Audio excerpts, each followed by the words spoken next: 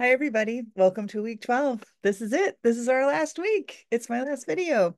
So before I get into the specifics of the resources for this week, the things that you need to know are, I'm going to miss you. I am working on, hopefully, most everybody's gotten their stuff back. I have some essays still to do. I am locking myself in a hotel room in Rochester, New York today at 3 o'clock. So today and tomorrow, everything should be coming back. And then it's just, bed and cleanup weeks 11 and 12. Speaking of cleanup, your final project, I've gotten some really, really good questions about this.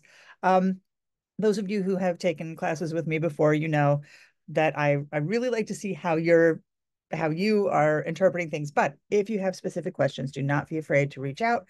Canvas email is the easiest for me. I check that daily. But anyway, I think I pretty much put down everything that is required from me. The rest is you. But make sure that that's something that you are thinking about, because where does it say due date? I can't find the due date. There we go. August 19th, which is coming up. So get that done. Get that done. All right. So week 12, it's a little bit different because there's no book club where you're all reading the book. You should have chosen a book. Really, any book. Ideally, I'd love it if it was in the last 3 years, because I do think kids are, they like what's new. I had to take all of the little mass market paperbacks out of my library this spring, because the kids were like, "Why would you read that weird little book? They won't touch them." It was so sad. I was like, "Goodbye. You've done your best." Anyway, so that tends to be, but if there's something that is so great that's a classic that you must be the one that you choose. But ideally it should be something not so much that you love, but that teens love. And as one thing I'm sure we've learned from some of the books that we've read here, not always are the things that we love, the things that teens love. And so that's something to think about. So we're looking at teens. And so that is your book discussion is just you presenting your book. No spoilers this time, because these are ones that hopefully we'll all, get a chance to look at. I'm warming up my interlibrary loan list for it. Then the other piece for your project is not based on the book that you read. Your project is based on your own life as a teen reader. So read this. This is the only required reading in the class, but this is Lizzie Skernick. It's the introduction to Shelf Discovery, which was a book that came out maybe 10 years ago that I just loved. But her introduction, she talks about like being that reader who just reads all the time. God, I remember just hiding in the bathroom from my sisters so that I could read. And maybe you weren't a reader. One of the best essays that I got was last year. A student wrote about hating to read because she never saw herself represented in the books that were available at the time. She was my age. She was older when YA was even, more female centric and whiter than it is today.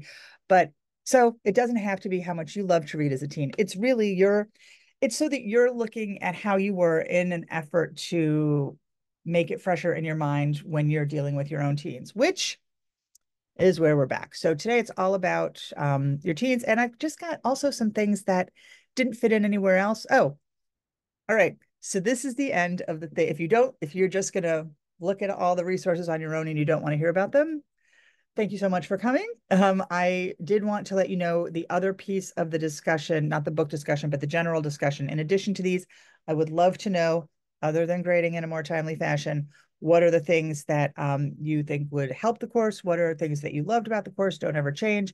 Any sort of feedback like that. The save your skating stuff for the thing that SSU sends out. That's anonymous and I don't see it. This is just for things. This is more conversational. All right.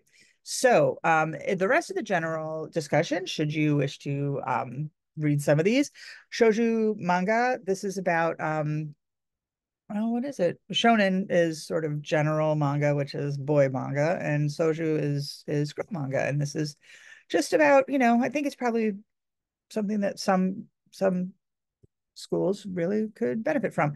Okay, this one is about books in translation, which we didn't talk about at all, but it's a really interesting look at that. And then this one, we mentioned it a little bit in the discussion for Check and Mate about how this is more new adult. It's, the kids are out of high school, that sort of 18, 19-year-old thing. And this looks at that and also kind of like the what is it, Court of Mist and Fury, the Sarah J. Maas, which the first one was marketed squarely to young adult, but then as they became more adult, like what is that about? So this talks about new adult.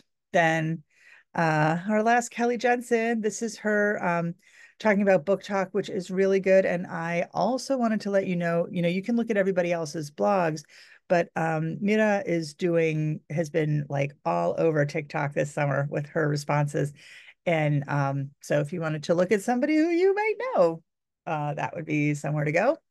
Then we've got this is about humor. And I don't know. I think it's just because humor is so subjective, maybe. It is so hard to define. I used to have a section in this class when it was a longer class, and I had a couple extra more sections, and one of them was funny books.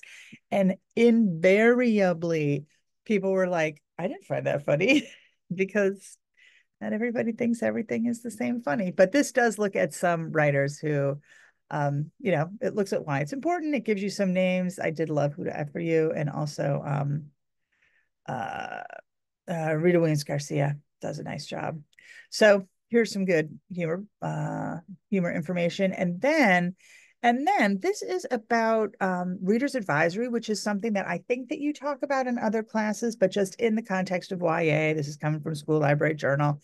And it's about getting your students to give you more clarity so that you can then help them find what is going to appeal to them. All right. And then the last thing on here is Teens Top 10 from YALSA, which I just realized. I was looking around in here and I just realized that they have groups that actually do this, groups of kids. And now I'm like, if I could get my book club to be a little more organized. But anyway, it's these are, all it's Mass Teen Choice Book Award on steroids. It's national. And I did go a couple years ago whenever the last time ALA Midwinter was in Boston to see like the kids who'd worked on this give their talks, and it was really amazing. All right. I think that's it. I think this is a big goodbye for me. Some of you will uh see me again in the spring, so that'll be nice. uh, for LBS 850. If you haven't taken it yet, come on down. All right, that's it. That's all I've got. I feel like this summer has gone by really fast in this part of the class, but I really appreciate the work that you've put in, and it's been a lot of fun reading along and taking part in this. So thanks so much, and have a great end of the summer and a spectacular school year. Bye.